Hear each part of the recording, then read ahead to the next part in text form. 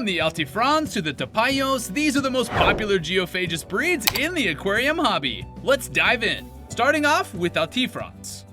These cichlids are known for their small spots on each flank. They've got a deep body shape with a steeply sloping forehead and develop long trailing tips on each fin, including paired caudal extensions.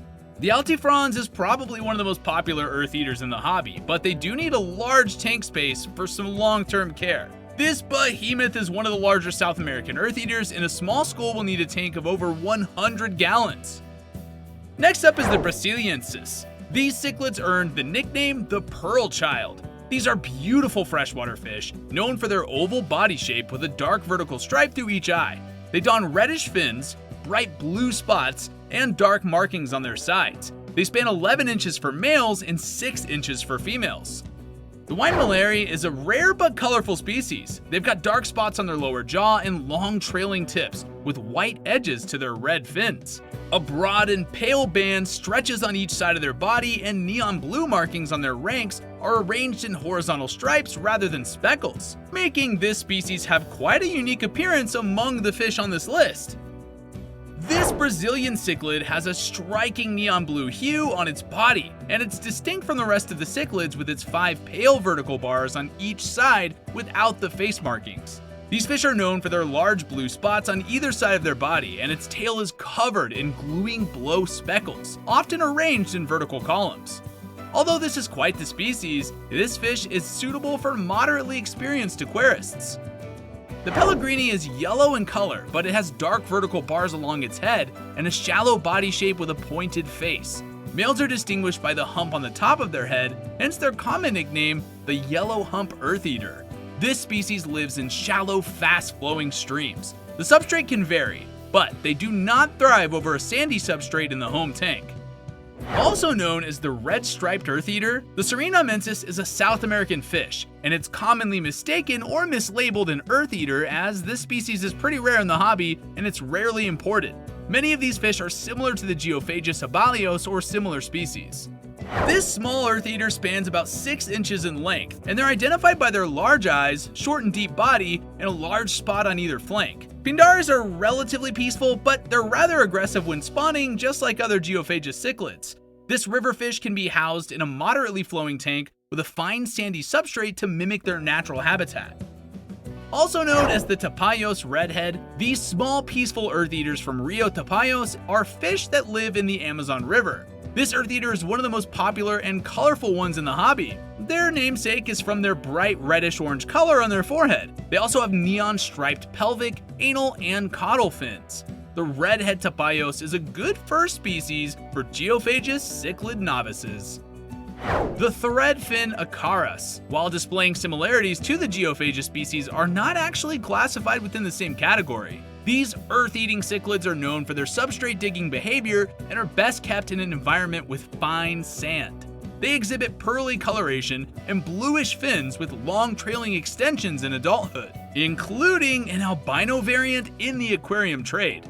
Threadfin Acarichthys are typically peaceful towards other fish species, but they can show aggression towards their own kind or similar-looking cichlids.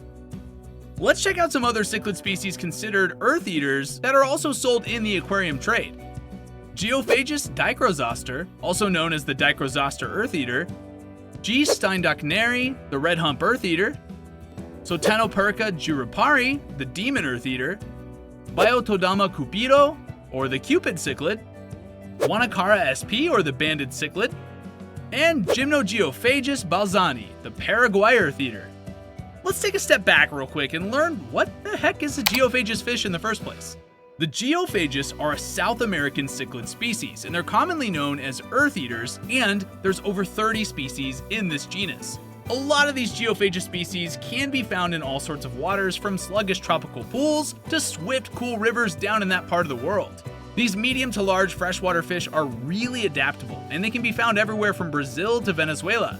But the coolest thing about them, they're known for their habits of sifting through the substrate, munching on whatever goodies they can find down there. So what's in a name? They've earned their nickname Eartheaters because of their feeding technique. These species take mouthfuls of substrate and sift out food particles before spitting all the sand and inedible material back out, or passing it through the gills, which is quite unheard of compared to many common fish species. But how do we identify geos? Distinguishing geos can be quite the challenge if you're not aware of where they're collected from. A good identifier of a geo is through the spots on their gill plates, as well as flank markings and spots or stripes on their fins. There are key identifying features on the species on this list to help you tell them apart. It's good to buy from knowledgeable fish sellers too, because who knows, you might learn a thing or two from them. But you know what, let's talk about tank size. Geos are a popular fish in the hobby that are easy to keep in captivity, but they do have specific requirements that are different from other fish. They may vary also among their own kind, so you have to make sure to tailor your tank to the needs of each type. Geos are medium to large freshwater fish spanning from about 6 to 12 inches, and most of these fish can be housed in a 55-gallon tank, but to thrive, they really need to be in a 6-foot tank. So we know the size, but let's talk about layout. It's best to keep a natural vibe in your tank layout here. A little driftwood there, a little sandy substrate here, and you should be good to go. Flat rocks are a great decor to encourage breeding, and live plants are not necessary, but if you want to up your tank game, you can go for some epiphytes or a sturdy Amazon sword. Apart from keeping the home of the geo to look more natural, you'll benefit from their ability to maintain water quality too. Although heavily planted tanks are not suited for these fish, or even tanks with carefully arranged hardscapes. For a better knowledge of their natural habitat, it's also good to research the home of the geo that you're trying to house. Next up, let's talk heating and filtration. Since these fish hail from tropical waters, it's all about the warmer temperatures with geos. Usually something around the 80 degrees Fahrenheit range is going to do the job. If you're an aquarist looking to keep these guys happy, you better have a reliable heater on hand to maintain their preferred climate. Speaking of heaters, I've got a big heater guide on this very channel that you can check out in the card above. Apart from temperature though, these fish have some high standards when it comes to water quality. They like to get their food from the substrate, which can turn your tank into a murky mess. That's why you need some serious filtration game, both mechanical and chemical, to keep the water sparkling clean. Since many geos are river dwellers, you'll want to make sure that there's plenty of water flow and aeration to mimic their natural habitat. A good mechanical filter or even a power head and air stone should do the trick. Canister filters tend to be the filter of choice for housing these types of fish. Next, water quality and maintenance. The key to making geos thrive is top-notch water quality. You'll have to be able to put in the work and do some regular water changes of at least partly each week, especially if you got a smaller tank or you're keeping schools of fish. Guys, this is just a must. Recall that you should do water changes based on your water parameters, so some setups may need more or less frequent water changes. Always test your water. Your geos will thank you for it. Let's talk about feeding. Geos may have perfected the art of sifting through the sand to get their grubs, so keeping them well fed in your home can be quite the challenge. Luckily, they'll happily munch on a quality sinking pellet. Some geos may take a liking to flaky treats, but don't forget to mix up their diet with some frozen foods like bloodworm or brine shrimp, or even the occasional blanched vegetable and a sprinkle of spirulina. These fish are pretty versatile eaters, so you can get creative with their meals and keep them happy and healthy. Hikari algae wafers are a great way to directly feed your bottom feeders. They're also great with larger fish species like plecos. Now that we know what they're going to eat, let's talk about who they're going to hang out with. Tank mates. Geos have a unique personality, and their behavior is going to vary depending on the fish that they're with. Geos are social critters, and they thrive best when they have a school of fish to hang with. So, it's good to pick up a group of geos rather than just a single one.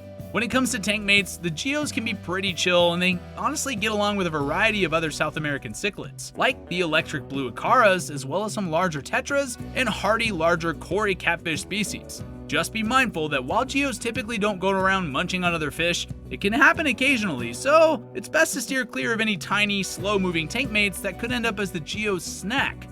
All in all, these earthy cichlids are a delight to keep, and with the right tank setup and tank mates, they'll thrive and can make your tank look incredible. Breeding Eartheaters. Geos can be bred in the home tank, but it's best to keep a breeding pair in their own tank to avoid any drama and aggression, plus you're going to protect the fry from becoming fish food. Geos are pretty dedicated parents, and some species will even incubate their eggs right in their mouths, while others will scoop up the newly hatched fry and keep them safe until they're big enough to fend for themselves, which is honestly pretty neat. Setting up a breeding tank can be relatively easy. You'll want to keep things nice and gentle with some light filtration, a thick layer of sand, and a few flat rocks for the female to lay her eggs on. Once the eggs hatch and their yolk sacs are gone, you can start feeding them up on some baby brine shrimp and finely crushed fish flakes. The process takes a while, but watching the geos go through this is pretty rewarding. Just be mindful when giving them the right environment to do their thing. How many geophagus species are there?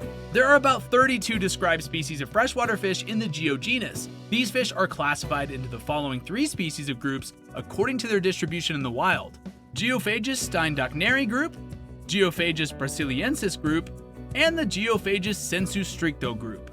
What is the most beautiful geophagus, you might ask? Now, this might vary among fish keepers' opinions, but among the hobbyists, the Redhead Tapajos and the Altifrons are strong contenders for this title. We know who's the prettiest, but who's the largest? Eartheaters can grow up to 12 inches in length and can grow pretty fast. The G. altifrons, the G. brasiliensis, and the G. Surinamensis are the largest ones in the genus. But who's the smallest? The Pindare and the G. parnaibe are the smallest species in the genus, as they can reach a max size of approximately 6 inches. The Redhead Tapajo is relatively small and can span up to 8. What's the most peaceful geophagus though? While geos are relatively peaceful all around, they can be quite aggressive when breeding. Sveni and the Redhead Tapajos are among the most peaceful species. Though, each fish does have its own personality. Some are going to behave more aggressively than others. How many geophagus should be kept together? Most geos are shoaling fish and should be kept in a group, but the brasiliensis is quite aggressive, so it's recommended to keep just one type of fish and avoid similar looking fish. And that's everything geophagus. These fish are quite the species, and they're a great addition to your tank. If you enjoyed this video, please like, subscribe, and click the bell icon to be updated with our latest ones. Also, check out our website for everything and anything aquarium hobby related. Or better yet, check out the next video on your right for more about cichlids. Until the next video, we'll see ya!